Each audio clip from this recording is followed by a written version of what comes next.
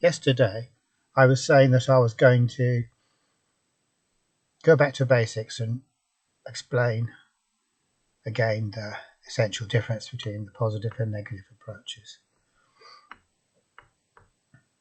This kind of went on a bit, really, so the whole episode was just me going back to basics and explaining that difference and getting into this idea at the same time of this kind of collapse of possibilities where we go from being concerned with why things are happening into merely being concerned with how to get them to happen. So this idea of the how eclipsing the why. So there is no more why to anything. It's kind of like parents when the kids keep asking them why, and they get really annoyed. It's not about the why. As you get to know that as an adult, it's not about the why. And if you keep asking why as a kid, you'll get slapped, maybe. And if you keep asking it as an adult, worse things could happen to you even.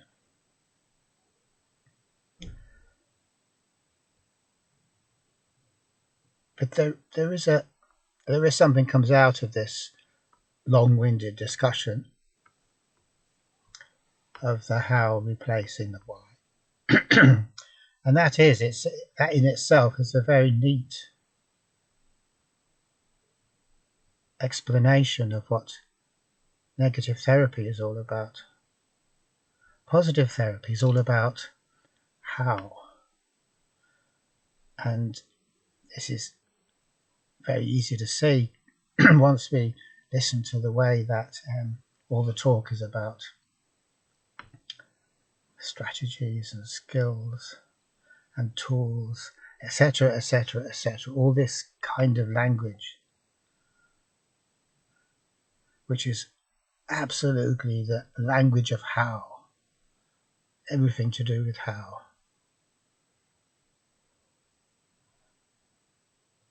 Put in impressive terms to make it sound as if we really do know the how.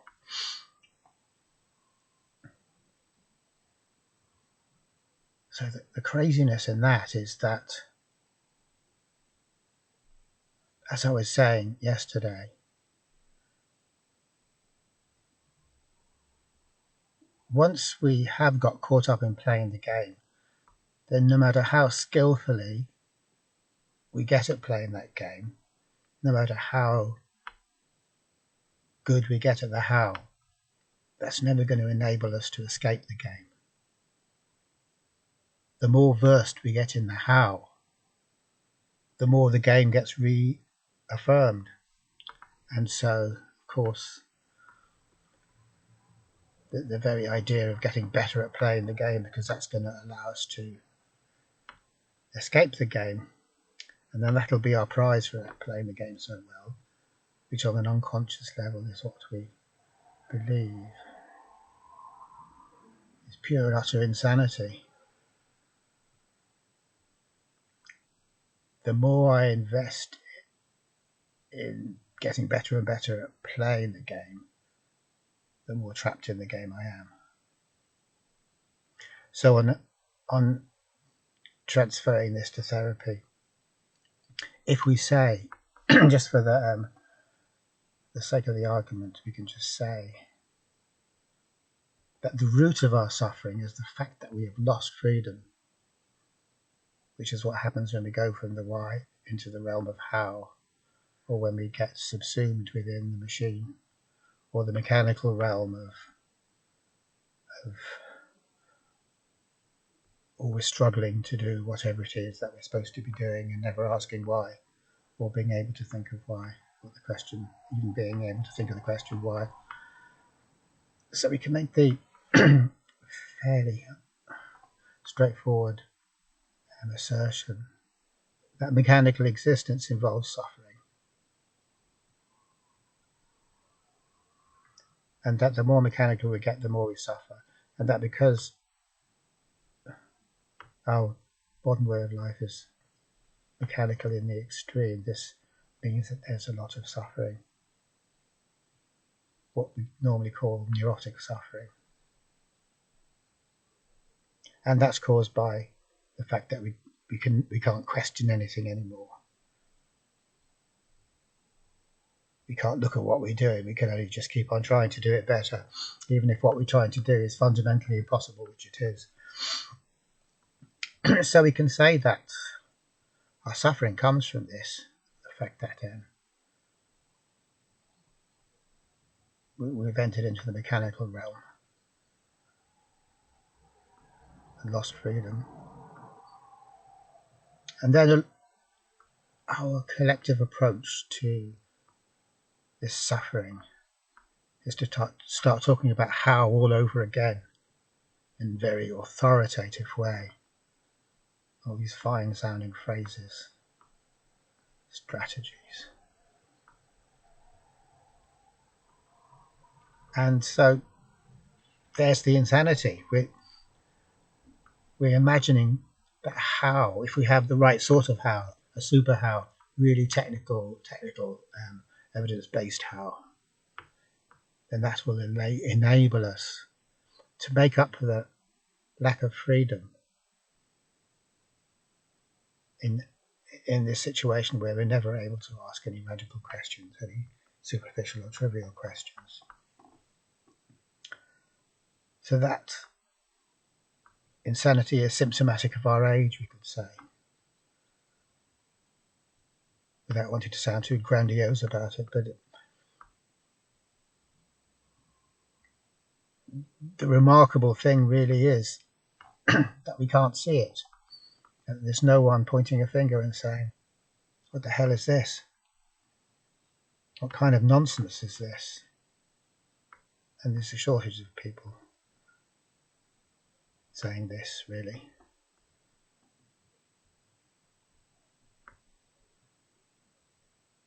There is definitely something about the mental health care industries where thinking for yourself is really strongly discouraged.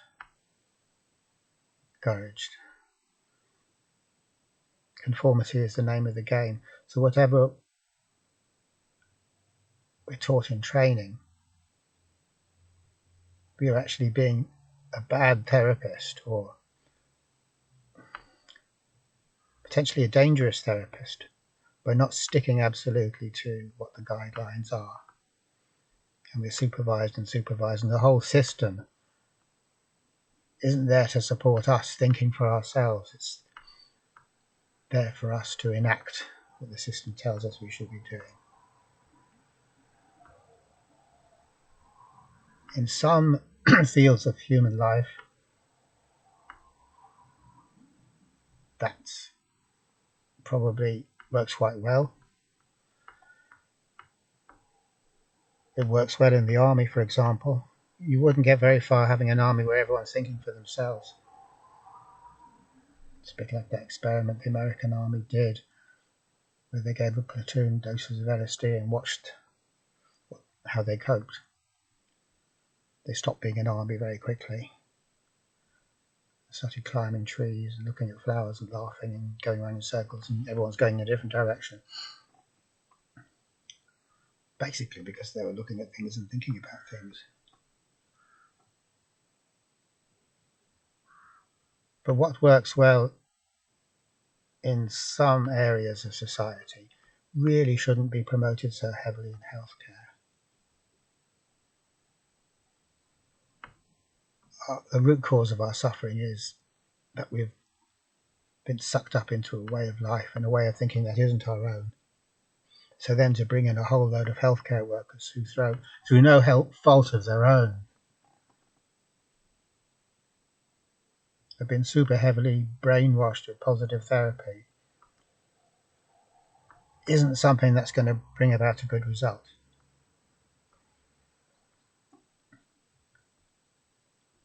So positive therapy, just to go back a little bit, is where we try to extricate ourselves using the how, even though the how is a problem in the first place. We don't give up faith in the how, we just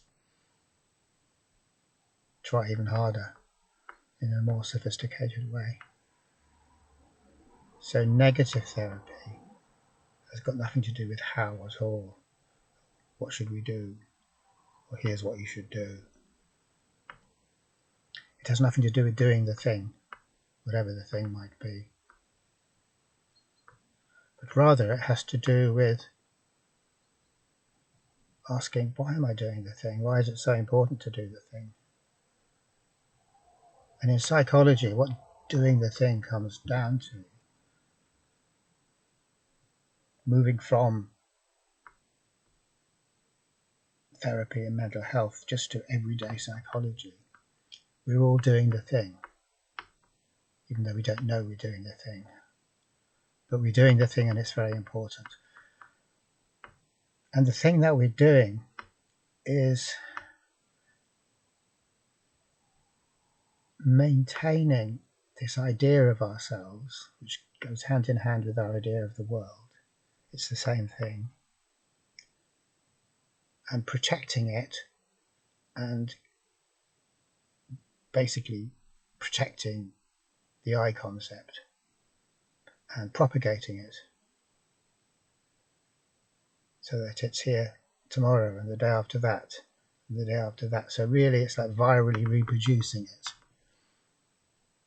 So the I concept is a virus, and viral logic only means one thing, it means replicate. You don't ask why. Why am I replicating? How many viruses do you know that sit around?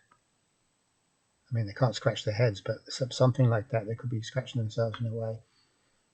Why am I replicating? Hey guys, why are we all so busy replicating the whole damn time? What's the point of that? Where does it get us? That doesn't happen unless you had a philosopher virus. But they would be extinct by now, probably. So the thing is that with a virus, it reproduces itself, it replicates itself, copies itself out into infinity if it can. And if we were to ask, well, what's the point of this? Where are we going with all this replication? Where does it take us? The answer is very, very clearly that it doesn't take us anywhere. Of course it doesn't take us anywhere, because the whole point of replication is that we repeat what's already happened again and again and again, so as not to get anywhere. So after however long a period of replication, we absolutely know where we're going to be at the end of that, which is exactly where we are now. So that's viral logic, and there is no why. There's no asking why in viral logic, because there is no why. It's senseless. It's pure senseless. But there is pressure, there's compulsion to do it, because we know we have to do it. So that same viral logic is what lies behind propagating the I concept. Normally we're able to do it without knowing we're doing it. But in neurotic mental illness, what used to be called mental illness, I don't know what they call it now, what happens is we have problems doing the thing. And then we stand out because we can't do the thing and everyone else is doing the thing, even though they don't know they're doing the thing. But we're starting to be aware that we can't do the thing. And that also makes us aware that there is a thing. And we shouldn't even be aware of that, because that's not good. We're not supposed to be aware of that. So in anxiety, doing the thing becomes very problematic. How do I do it? Will I be able to do the thing? And although we never really go into what the thing is, we kind of know in a way it's a survival thing. We're protecting something. We're holding on to something. There's something there that we're protecting, and if we can't protect it, this is very, very bad. So that's the anxiety scenario that I was talking about earlier.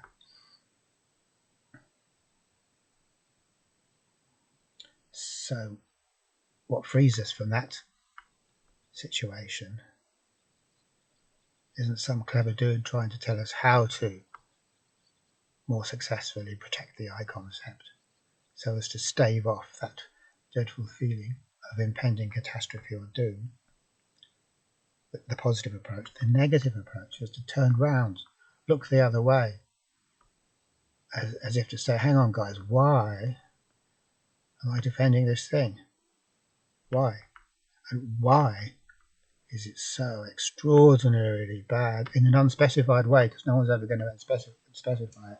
You're not supposed to ask that any whys about that either. But as soon as we start questioning it and examining it,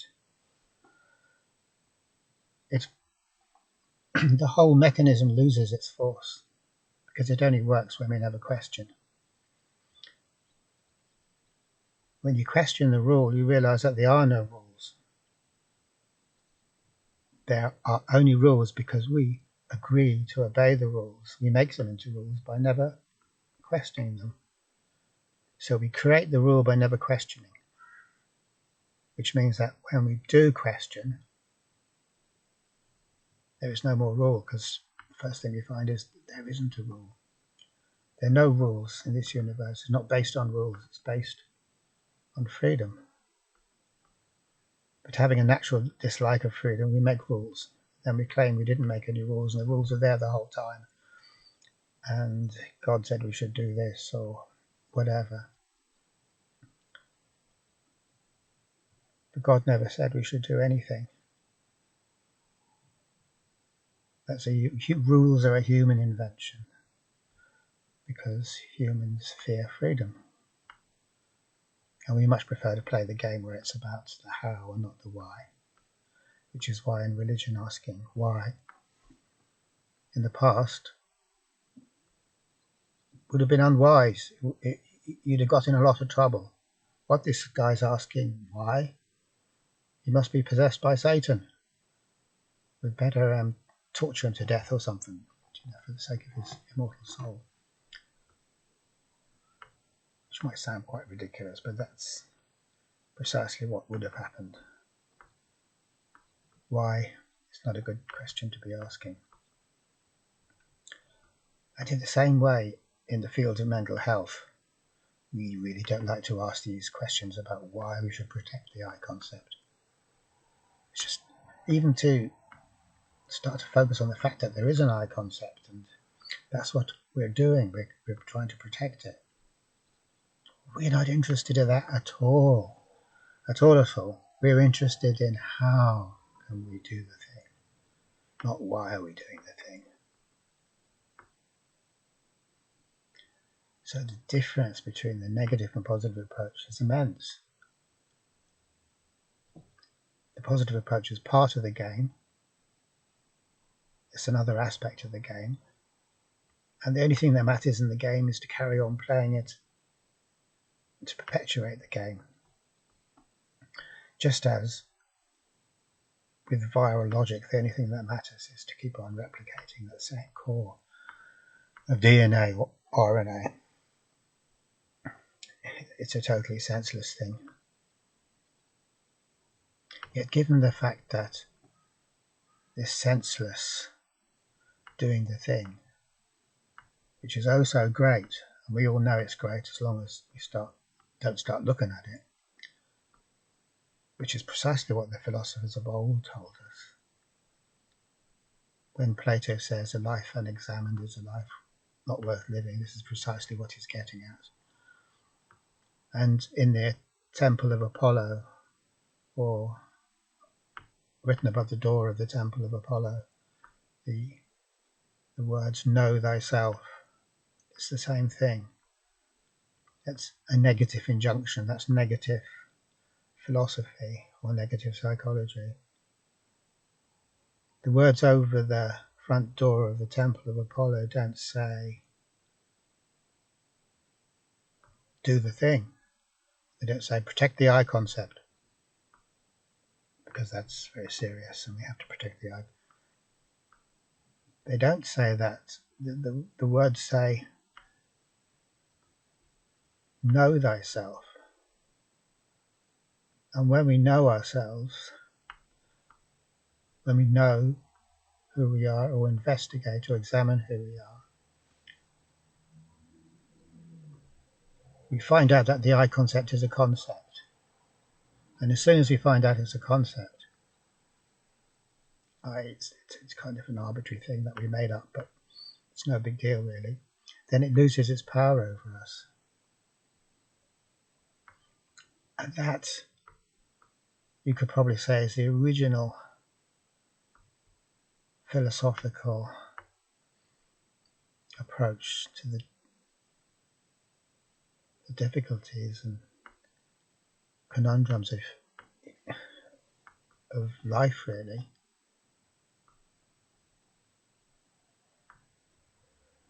So when the greatest teachers in the past wanted to say something about this is what they say.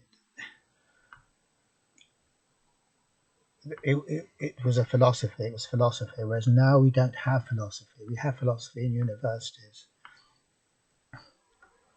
God knows what function it serves.